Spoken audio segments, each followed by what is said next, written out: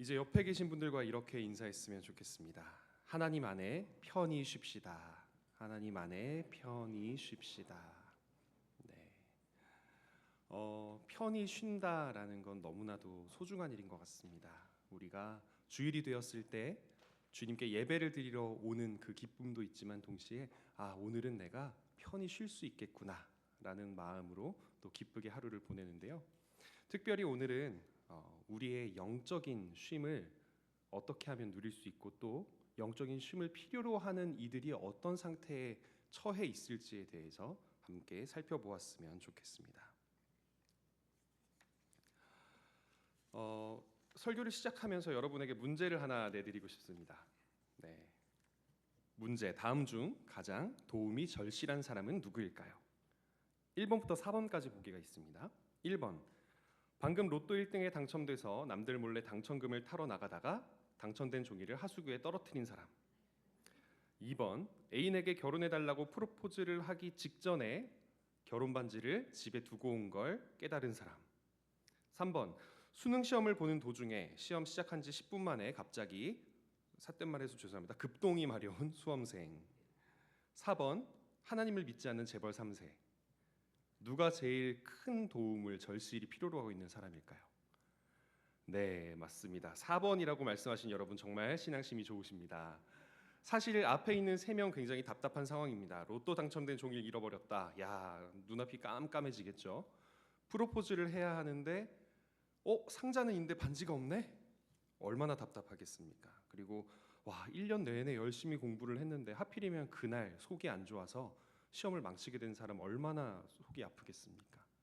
재수해야 되나? 어떡하나? 그런데 사실 깨닫지는 못하고 있을지언정 하나님을 믿지 않는 사람이 훨씬 더 절실한 도움을 필요로 하는 사람인 줄로 믿습니다.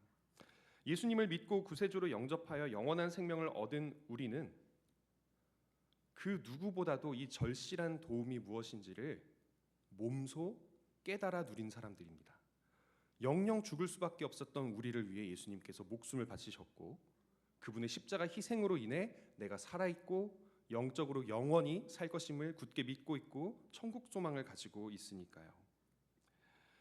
우리는 우리가 잘 살든지 못 살든지 예쁘든지 못생겼든지 건강하고 건강하지 않고 이런 것들에 당연히 이 세상을 살아가는 사람이니까 일희일비할 수 있습니다만 궁극적인 천국 소망, 나는 결국 하나님께 이끌려 천국에 갈 것이라는 이 궁극적인 소망이 있는 한 우리는 결코 낙담하지 않을 수 있습니다. 그래서 가장 불쌍한 사람, 가장 절실하게 하나님의 도움을 필요로 하는 사람은요, 이 땅에서 가난한 사람, 이 땅에서 못 사는 사람, 이 땅에서 외로운 사람, 당연히 도움이 필요하겠죠. 하지만 그런 사람들보다 가장 절실히 도움이 필요한 사람은 누구라고요? 예수님을 믿지 않는 사람. 예수님을 믿지 않는 바로 그 사람이 가장 절실한 도움이 필요한 사람입니다. 인류가 탄생한 뒤에 참 많은 사람들이 태어나고 살아가다가 죽었습니다. 아담과 하와부터 시작해서 자기 동생을 죽인 가인과 억울하게 죽은 아벨, 오랫동안 살았던 장수했던 무드셀라와 인류의 새 출발을 시작했던 노아와 그 가족들, 믿음의 조상 아브라함, 하나님 마음에 합했다는 왕 다윗, 성령으로 예수님을 잉태한 마리아와 예수님의 제자 베드로, 요한 등 모든 이들은 태어나고 살아가다가 언젠가는 죽었습니다. 예수님께서 다시 살리셨던 나사로 역시 한 번 더 죽어서야 천국에 들어갈 수 있었습니다. 그 사람이 아무리 위대하고 강했다 해도, 아무리 부유하고 아무리 유명했다 해도 사람은 결국 죽습니다. 아무리 연약하고 보잘것이 없어도 죽습니다. 아름다워도 죽고 추해도 죽고 선해도 죽고 악해도 죽습니다. 그래서 우리의 삶은 개인의 종말이라 불리는 죽음으로 마무리됩니다. 저는 작년 7월 14일에 저희 장인어른께서 소천하신 경험이 있습니다. 하나님을 참 진실되게 믿으면서 목회자의 삶을 열심히 살아오셨던 장인어른 최명령 목사님이 무려 14개월 동안이나 교모세포종이라는 아주 나쁜 뇌종양으로 고생을 하시다가 돌아가셨는데 60대 중반의 나이에 걸리기는 참 힘든 병이라고 하더라고요. 장모님께서는 1년 동안이나 움직이지도 못하는 장인어른을 데리고 이 병원 저 병원을 거의 4주에 한 번씩 옮겨 다니시면서 간이 침대에서 주무시며 병수발을 하셨습니다.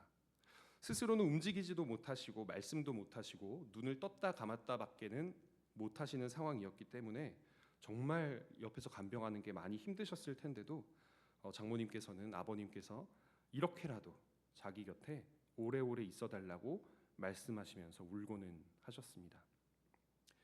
그런데 참 재미있는 건요, 장인어른께서 이제 끝이 다가오고 있다라는 걸 가족들이 보면 알 수 있잖아요.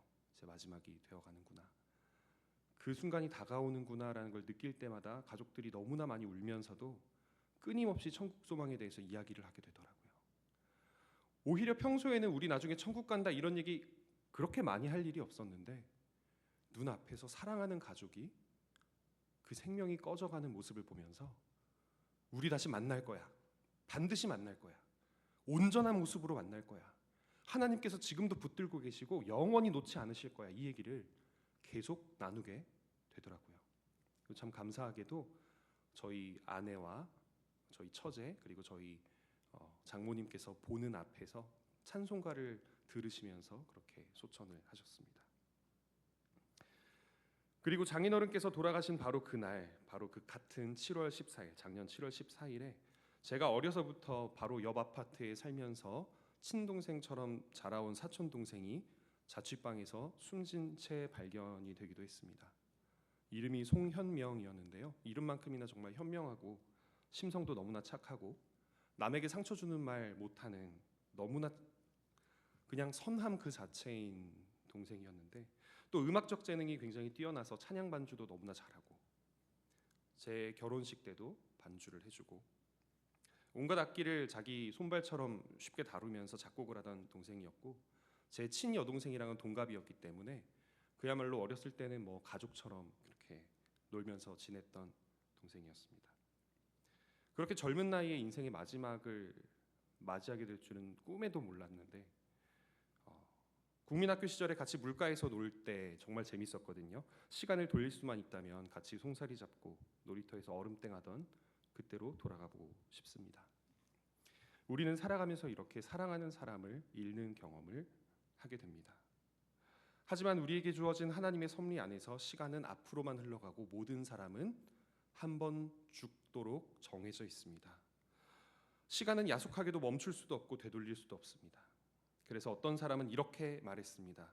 모든 사람은 시간과 죽음 앞에서 평등하다.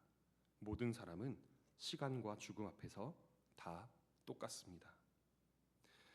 하지만 우리가 명심해야 하는 것은 죽음 이후에 있어서는 모두가 똑같지 않다는 사실입니다. 오늘의 본문 에베소서 2장 1절의 말씀 함께 읽어보았으면 좋겠습니다. 에베소서 2장 1절의 말씀입니다.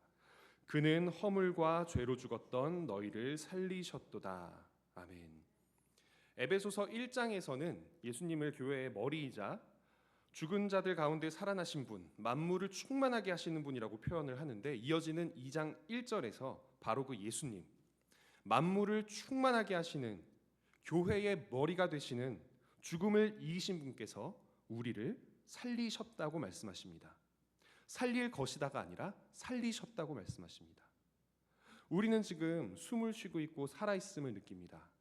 하지만 우리가 진정으로 살아있는 이유는, 우리가 영적으로도 살아있는 이유는 바로 죽음을 이기신 예수님께서 우리를 살리셨기 때문인 줄로 믿습니다.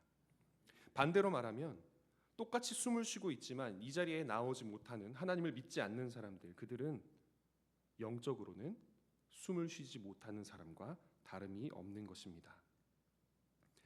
우리가 죽음을 향해 살아가는 존재가 된 것은 1절에서 말씀하시는 것과 같이 우리의 허물과 우리의 죄 때문입니다.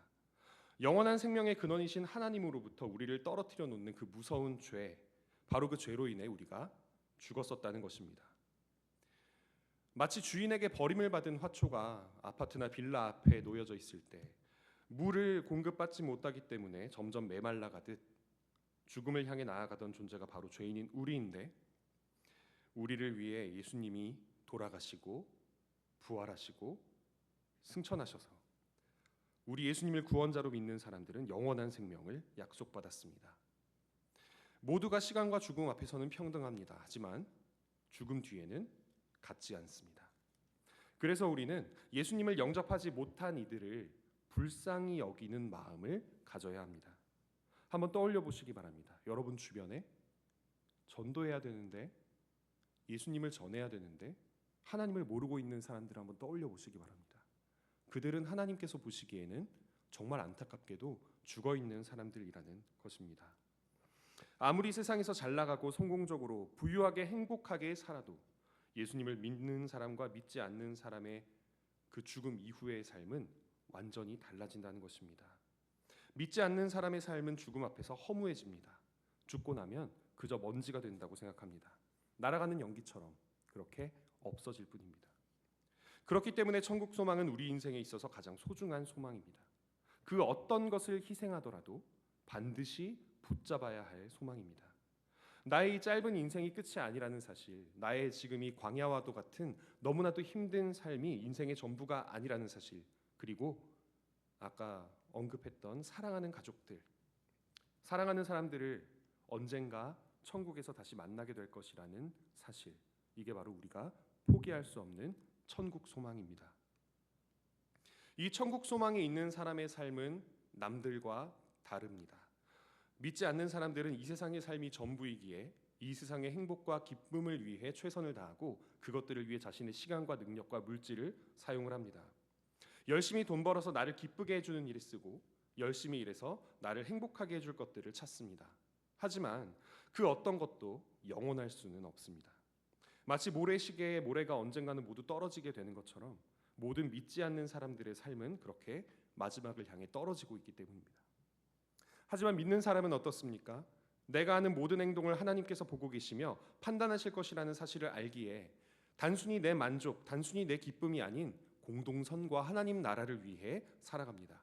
선한 삶을 살기 위해 남들이 보지 않아도 나를 보고 계신 하나님 앞에서 선한 삶을 살기 위해 노력합니다. 믿지 않는 사람들의 삶은 어찌 보면 참 편해 보일 때가 있습니다.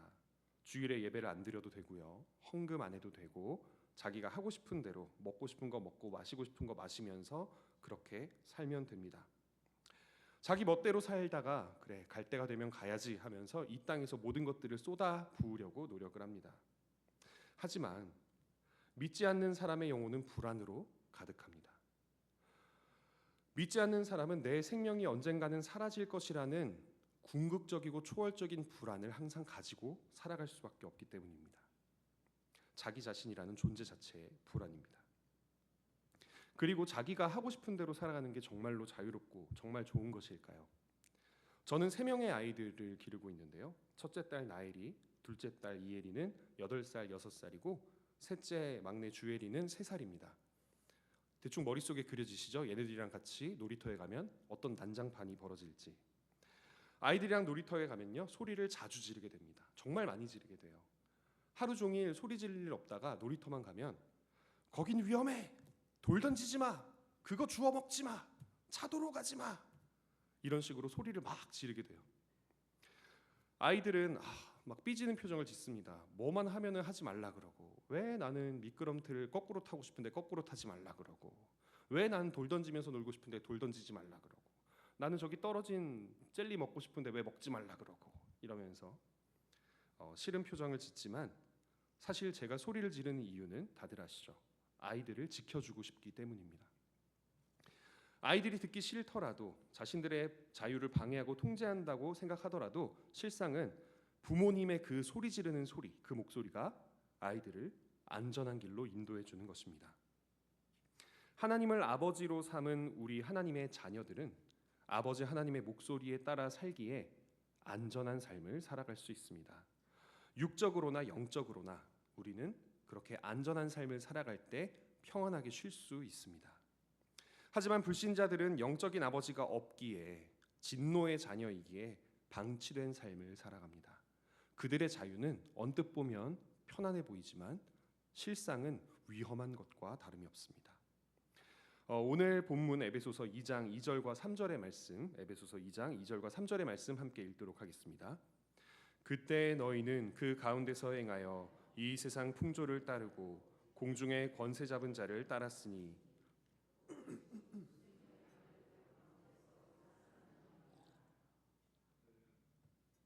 네, 3절입니다. 전에는 우리도 다 그 가운데서 우리 육체의 욕심을 따라 지내며 육체와 마음에 원하는 것을 하여 다른 이들과 같이 본질상 진노의 자녀이었더니 이 세상 풍조를 따르고 이 세상 공중 권세 잡은 자를 따르는 삶, 세상이 말하는 지혜를 지혜롭게 여기느라 하나님의 보시기에 지혜로운 것들을 따르지 못하는 삶, 하나님 눈에는 올바르지 않은 행동을 저지르기도 하는 삶, 그런 삶은 결코 영원하신 하나님의 눈앞에 온전할 수 없습니다.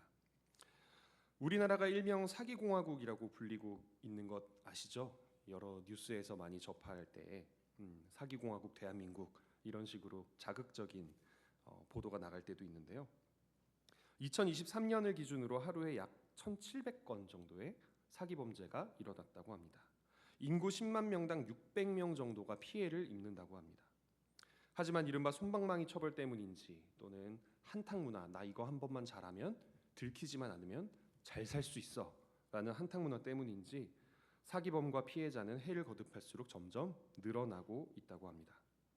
이뿐만이 아닙니다. 비록 위법한 행위는 아닐지라도 지나친 경쟁으로 인해 같은 회사 내에서도 소위 말하는 정치질을 통해서 남을 깎아내리고 나를 지켜 세워야만 승진할 수 있는 그런 문화, 꼭 대기업이 아니더라도 피라미드식으로 승진 경쟁에서 이겨야 살아남는 기업들에서는 술자리 잘하고 줄타기 잘하고 정치질 잘하고 뒤에서 남들 잘 깎아내리는 사람이 승승장구하는 나쁜 모습을 보기도 합니다.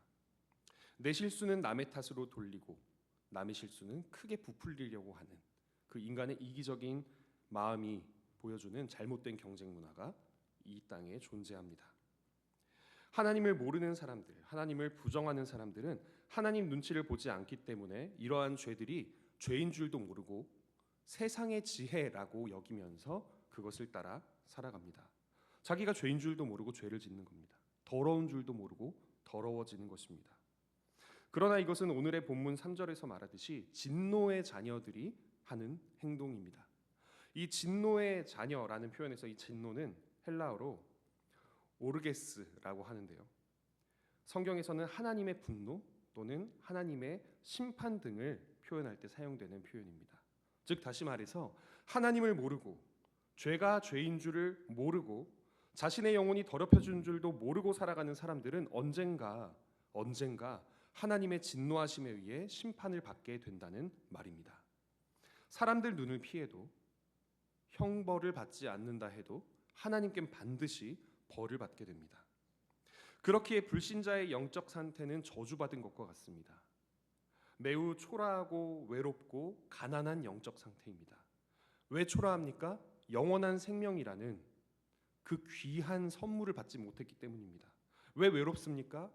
생명의 근원이신 하나님과 떨어져서 살아가기 때문입니다.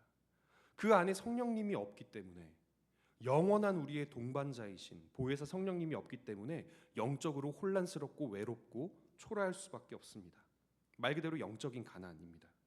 물질적인 풍요나 인간관계에서의 인기 같은 것들은 우리의 입을 채워주고 배를 채워줄지언정 우리의 영혼은 결코 채워줄 수가 없기 때문입니다. 제 친구들 중에 제가 20살 때 열심히 이제 친구들을 전도를 해가지고 고등학교, 중학교 친구들을 교회로 많이 데려왔었거든요. 그렇게 함께 청년부 생활을 같이 했던 친구들 중에 무려 3명이나 지금 교회를 잘 안 나가요. 그 3명이 교회를 왜 안 나가는지 이제 만날 때마다 많이 물어봤는데 한 친구는 이렇게 대답을 했습니다. 나도 교회 나가고 싶은데 이제 내 나이가 있다 보니까 결혼을 안 한 친구거든요. 청년부를 가자니 나이가 많아서 싫고 그렇다고 장년부를 가자니 뭔가 나랑 문화적으로 안 맞는 것 같아서 싫다. 그래서 야 네가 무슨 사람 만나려고 교회 가냐, 하나님 만나러 가는 거다, 너 빨리 교회 가라 이렇게 얘기를 했는데 자기는 그냥 집에서 온라인으로 예배드리고 싶다라고 얘기를 하더라고요.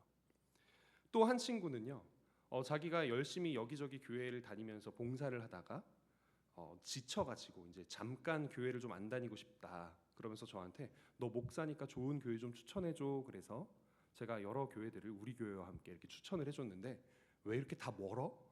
라고 하면서 안 나오더라고요.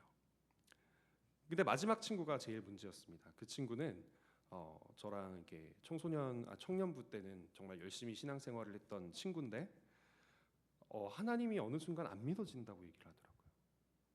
너 분명히 믿음 있었잖아. 있었지. 그럼 너 한번 입으로 시인해봐. 예수님은 너의 구세주 맞냐? 잘 모르겠어. 이렇게 대답을 하는 거예요. 앞에 있던 두 친구는 그래도 믿음이 있는 건 알거든요.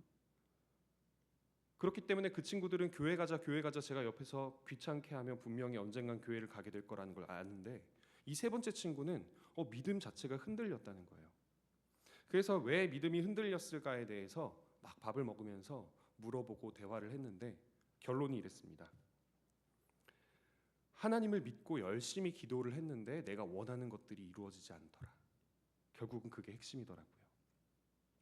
나 열심히 기도했는데 직장 못 얻더라. 열심히 기도했는데 승진 못 하더라. 열심히 기도했는데 내가 원하는 짝 못 만나더라. 뭐 못하는 게 너무 많으니까 하나님이 정말 나 사랑하는 거 맞아? 라는 생각을 가지다가 그렇게 하나님을 믿는 믿음이 작아졌다는 겁니다. 하지만 우리는 알고 있습니다. 우리가 믿는 이 믿음은요, 하나님이 무슨 도깨비 방망이처럼 우리가 원하는 것을 뚝딱뚝딱 주시기 때문에 믿는 게 아닙니다. 그렇게 생각했으면 예수님의 12제자, 유다 빼고 나머지 11명이라도 정말 부유하고 건장하고 행복하게 권력을 누리며 살지 않았겠습니까? 하지만 예수님을 누구보다도 잘 믿었던 그 제자들은 순교했습니다. 정말 치열하게 복음을 전하며 살다가 순교했습니다. 그리고 그걸 억울해하지도 않았고요. 자신의 삶이 이렇게 마감된다라는 사실에 예수님 안 믿는다고 하지도 않았습니다. 믿음의 본질은 결국 나와 하나님의 관계이기 때문입니다. 우리의 마음속에 이 하나님과 나와의 관계가 주는 풍성함이 존재한다면 우리는 불신자들과는 다른 삶을 살아갈 수 있고, 동시에 그 불신자들이 가지고 있는 재물이나 그들의 명예, 그들의 능력이 아닌 그들의 영적인 가난을 보고 긍휼히 여길 수 있어야 합니다. 설교를 마무리하면서 첫 번째로는 여러분의 삶이 불신자들과 같지 않기를 원합니다. 세상을 두려워하지 않으실 수 있기를 바랍니다. 세상의 권력자들, 힘 있는 사람들을 두려워하지 않고 세상의 편법들에 두려워서 편승하지 않으실 수 있기를 바랍니다. 우리는 하나님을 아는 사람들입니다. 그 어떤 세상의 풍파 속에서도 하나님께서 우리를 지켜주시고 보호해 주신다는 사실을 아는 사람들입니다. 아멘. 이 사실을 믿지 못하시더라도 그냥 믿음으로 고백하는 순간 여러분의 것이 될 것임을 믿습니다. 이 세상을 떠나가는 날 우리는 하나님의 품에 안겨서 영원한 생명을 누리게 될 것입니다. 그러니 세상을 두려워하지 마십시오. 우리의 주님께서 세상을 이기셨습니다. 아멘. 두 번째로 하나님의 말씀대로 살아가야 합니다. 불신자들과 달리 우리는 지금 이미 성령님을 안에 모시고 살아가는 사람들입니다. 성령님께서 여러분을 이 자리에 모아주셨고 예배를 드리게 하셨습니다. 그렇기 때문에 내 안에 계신 하나님이 나를 쳐다보고 계시다는 것을 알아야 합니다. 내 모든 행동과 말과 심지어 생각까지도 하나님께서 모두 감찰하고 계시기에 죄를 지었거나 죄된 생각을 품고 있다면 재빨리 하나님 앞에 회개하고 용서를 구해야 합니다. 우리의 모든 죄를 대신하여 돌아가신 예수님의 피가 있기에 우리는 어떤 죄든 다 용서받을 수 있습니다. 아멘. 세 번째로 불신자들을 향한 사랑을 가지기를 원합니다. 복음을 받아들이지 않은 사람들은 죽을 때까지 어떻게 살든 어떤 모습으로 살며 무엇을 누리든 그 뒤가 없는 사람들입니다. 영원한 생명을 선물 받지 못한 사람입니다. 영적인 영원한 아버지가 없는 영적인 고아와 같은 불쌍한 사람들입니다. 그들이 뭐가 불쌍해? 우리의 눈으로 보았을 때는요, 세상적 관점으로 보았을 때는요, 안 불쌍해 보이는 사람이 정말 많을 수 있는데 그럼에도 불구하고 그 사람이 하나님을 믿지 않는다면 그 사실 하나만으로 우리는 그 사람을 불쌍히 여기고 복음을, 생명을 전할 수 있어야만 합니다. 그냥 가볍게 여기자는 말이 아니고 말 그대로 복음을 전해야 된다는 것입니다. 진정으로 불쌍하게 여긴다면, 그들의 죽어있는 상태가 내 눈에 영적으로 보인다면 복음을 전할 기회가 다가오기만을 기다리는 게 아니라 그 기회를, 없던 기회를 만들어서라도 전해야만 합니다. 친한 친구들 또 가족들 중에 믿지 않는 사람들을 떠올려 보시기 바랍니다. 천국 가서 못 만날 것 같은 사람, 근데 꼭 만나야 될 것 같은 사람 떠올려 보시기 바랍니다. 그들을 만날 수 없다면 얼마나 슬플까요? 복음은 누가 전할 수 있습니까? 하나님 모르는 사람이 전할 수 있습니까? 아닙니다.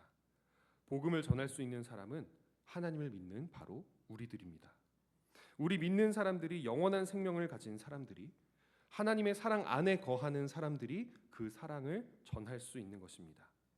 하나님의 자녀가 된 우리가 하나님을 아버지로 섬기지 않는 이들을 하나님의 자녀로 만들 수 있습니다. 복음을 전하기만 한다면 말입니다. 반대로 말하면 우리가 전하지 않는다면 그 누구도 이 복된 소식을 접할 수 없습니다. 그래서 믿는 사람들은요, 가만히 있을 수 없습니다. 이 시간 함께 기도하기를 원하는데요.